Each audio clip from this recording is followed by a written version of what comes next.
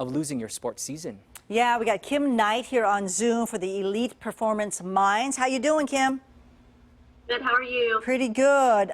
We spoke the other day about you reaching out to a number of athletes, whether they be college or high school age. And what did you discover? Well, I work with athletes across the country on sports performance skills, and when the coronavirus hit, many of the college athletes that I work with were on the road competing, and they were immediately sent home, even without being able to pick up their personal belongings at school. Some of them were several states away, so as you can imagine, that created a lot of stress for them, having their routine uprooted so quickly. Right. And you talked to a lot of different athletes, all different sports. Yes, that's correct. Including pro rodeo, right? You were just mentioning that one too. Yes, that and golf, tennis, a lot of the spring sports that are going on right now in college. As a result of what I've heard from the athletes that I worked with, I developed a survey to determine exactly what it was that they were struggling with and sent that out sort of preliminarily to give them a chance to express their concerns. And boy, are they expressing. The survey's free and it's anonymous. We also just recently made it available to all athletes at any level, locally or nationally, youth, high school, college, and beyond, so that they can let us know what it is that they're experiencing. Okay, and did you find there was a common theme? We did. There's a lot of frustration, of course. I think it's very similar to what people are experiencing in general with the coronavirus. But what I think people don't realize with these athletes is it's an added level of stress for them, because they work so hard for their spring seasons and now they're ready to go and compete.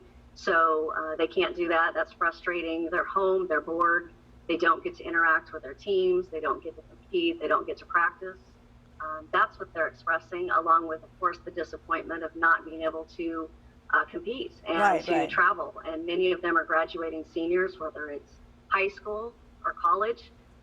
They're expressing a lot about how important it was, and they feel like they're losing that opportunity this year. All right. Did you say that some of the athletes are encouraging them to stay active and exercise? And you said they're creating videos for these young people to follow. Yeah, the goal of, or my goal, and the goal of a lot of people that do what I do, is to help the athletes stay positive, keep their mindset right, and keep practicing. Okay. So that's the information that we're going to be putting out as a result of what I'm seeing in the survey, is how to help the kids, how to help the parents, how to help some of the coaches to keep the kids engaged. So we're working on creating opportunities for the kids to kind of practice together online, all right, as well as reaching out to professional organizations to call upon their athletes, the professional athletes, to send us video clips of what the athletes are doing to stay active and strong and mind right during this time. All right, we want to thank you again for sharing this with us. And the survey people can access on the Instagram page right there, or more information too on their website. Is it epminds.com? That's correct. epminds.com and the Instagram page there. So do the survey. It's free and it's anonymous. It'll help her study more and also get some resources to our young athletes that are just really lost at this time right here. Kim, thank you so much. Thank you. All right, very good. All right, Jordan, back over to you. Tina, thank you for that.